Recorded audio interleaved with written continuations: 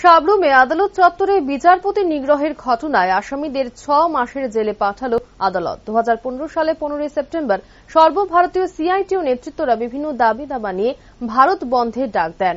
ওদিন ভারত বন্ধকে কেন্দ্র করে শাবলুমের সিআইটিইউ নেতৃত্বরা শাবলুম মহকুমা আদালতের গেটের সামনে সকলে একসাথে একত্রিত হয়ে পিকেটিং করা শুরু করে। ওইদিন পিকেটিং করার সময় শাবলুমের সিআইটিইউ উচ্ছৃঙ্খল নেতাকর্মীরা আদালতের গেটে ইট, লাঠি ও পা দিয়ে বাড়ি দিতে থাকে।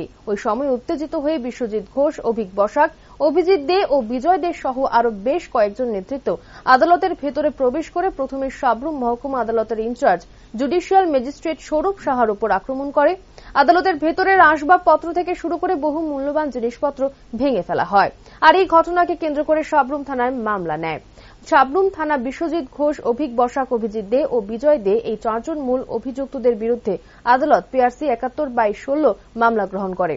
353, 447, 149 ধারায় মামলা নেওয়া হয়। 353 ধারায় 6 মাসের জেল ও 447 ধারা 3 মাসের রায় শোনানো হয়। ভারতের সর্বোচ্চ আদালত সুপ্রিম কোর্ট তাদের 4 জনকে সশরীরে 10 মে 2023 তারিখে আদালতে হাজির হওয়ার জন্য নির্দেশ দেয়। আর এই নির্দেশ পেয়ে সোমবার 4 জন মূল অভিযুক্তদের মধ্যে অভিক বসাক, অভিজিৎ দে ও বিশ্বজিৎ ঘোষ এই 3 জন সশরীরে শাবলুম মহকুমা আদালতে হাজির হয়। এখন দেখার বিষয় ভারতবর্ষের সর্বোচ্চ আদালত সুপ্রিম কোর্টের নির্দেশ পেয়ে আগামী 10 মে আরেক মূল অভিযুক্ত বিজয় দে সশরীরে আদালতে হাজির হয় কিনা।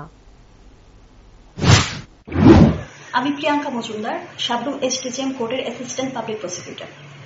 বিগত 2015 সালের 15 সেপ্টেম্বর ভারত বন্ধ উপলক্ষে সিআইটিইউর তরফ থেকে একটা পিকেটিং অনুষ্ঠিত করা হয় শাবলুম কোর্ট চত্বরের সামনে, এবং সেদিন কিছু দুষ্কৃতিকারীরা শাবলুম কোর্টে প্রবেশ করে এবং শাবলুম কোর্টের তৎকালীন যে এসডিজিএম ছিলেন সৌরভ সাহা, ওনার উপর আক্রমণ করা হয় এবং কোর্টের কিছু স্টাফের উপর আক্রমণ করা হয় এবং কোর্টের জিনিসপত্র ভাঙচুর করা হয় 2015 সালে 15 সেপ্টেম্বর।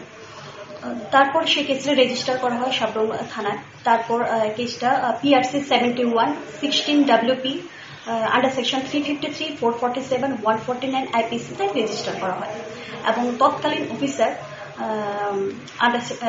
দীর্ঘ সাক্ষী রেকর্ড করার পর আন্ডার সেকশন 353-তে 6 মাসের এবং আন্ডার সেকশন 447-এ 3 মাসের জেল দেওয়া হয়। পরবর্তী সময়ে আসামিরা এই কেসটার অ্যাপিলে যান। কোন আসামি ছিল তখন? আসামি ছিল তখন বিজয় দে, বিশ্বজিৎ ঘোষ, অভিক বসাক, অভিজিৎ দে।